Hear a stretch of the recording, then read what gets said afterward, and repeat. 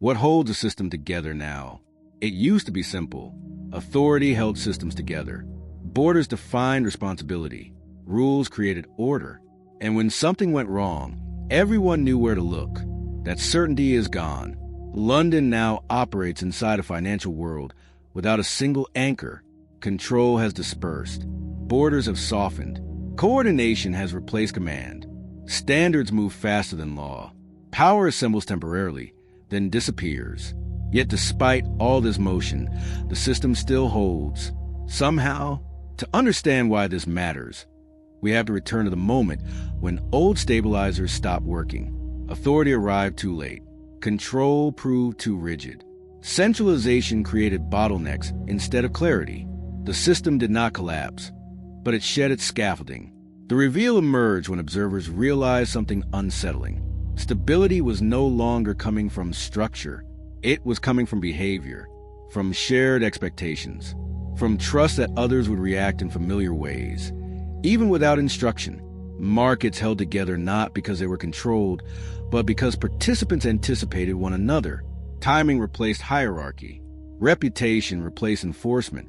Confidence depended less on rules being applied and more on them being expected. London felt this shift deeply. The city was no longer the source of stability, but it was a place where expectations converged, a meeting ground for norms, signals, and shared understanding. Stability lived in relationship, not in regulation. This transformation changed everything. Systems no longer relied on fixed pillars. They relied on alignment, memory, and mutual restraint. Fragile, adaptive, and constantly renegotiated. The question was no longer who is in charge. It was what exactly is holding this together at all. And once that question surfaced, London would have to confront whether the new glue of the system was strong enough or already starting to crack. As authority faded, London's financial system began relying on something less visible but more pervasive: expectation. Participants acted not because rules compelled them, but because deviation carried social and economic cost. Stability emerged from anticipation rather than enforcement. This shifted behavior across the city. Institutions monitored one another constantly, adjusting tone, timing, and exposure to stay within the bounds of what felt acceptable. Decisions were guided by what others were likely to do next, not by what regulators might say later. Trust became the binding force. Not personal trust, but systemic trust.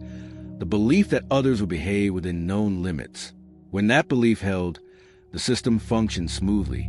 When it wavered, everything felt fragile at once. London's role evolved again.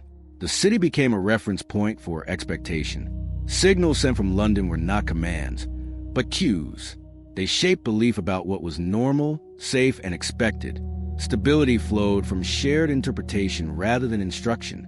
The danger lay in how thin this glue could be. Expectations are powerful, but brittle. They rely on continuity. When conditions change suddenly, shared belief can fracture before new norms form. The system holds until it doesn't. Participants sensed this vulnerability. They invested heavily in narrative reassurance and signaling. Confidence management became as important as risk management. Stability depended on perception remaining aligned with reality, or at least not diverging too far. London confronted a sobering realization. Systems held together by expectation require constant maintenance. Silence can destabilize them. Surprise can shatter them. And trust, once broken, is harder to restore than any rule. The city now faced a deeper question. If expectation is a glue, what happens when expectations no longer agree? The conflict emerged when shared expectations began to drift apart. Small disagreements formed first. Differences in interpretation, timing, and risk tolerance. Individually, they seemed harmless. Collectively, they weakened the invisible bonds holding the system together. Signals lost clarity. What once felt reassuring now felt ambiguous. Participants interpreted the same information differently, unsure which reaction would dominate. Anticipation replaced confidence. The system slowed, not from lack of activity, but from lack of agreement. London felt the strain immediately. As expectations diverged, coordination became fragile. Institutions hesitated, watching for confirmation that never fully arrived.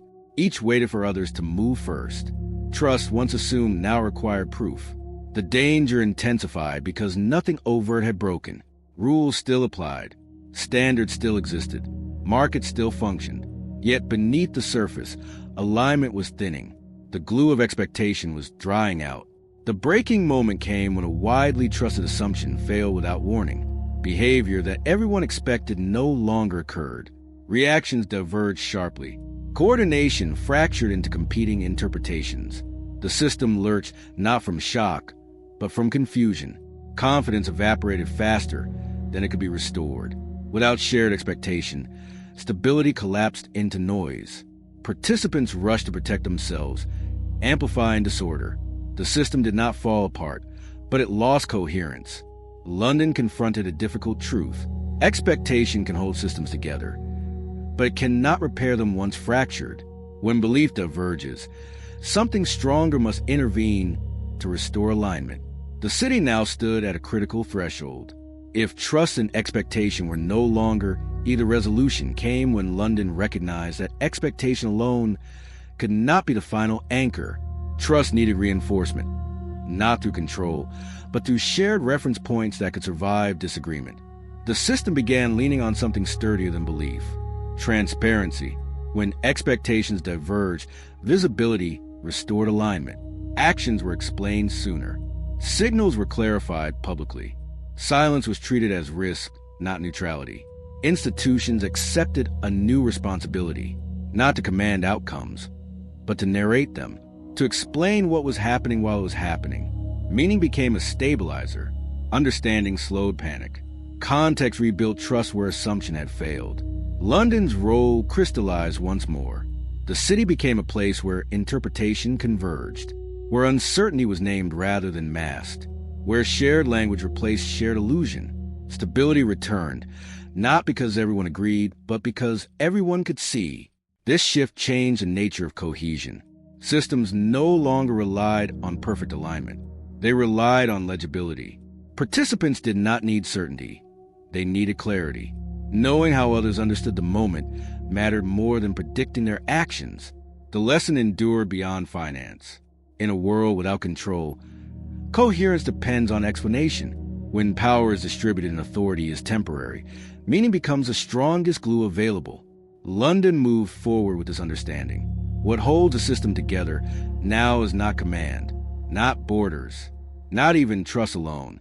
It is a shared ability to see, understand, and respond together. Subscribe to join the journey. Enough, what could rebind a system built to function without control? What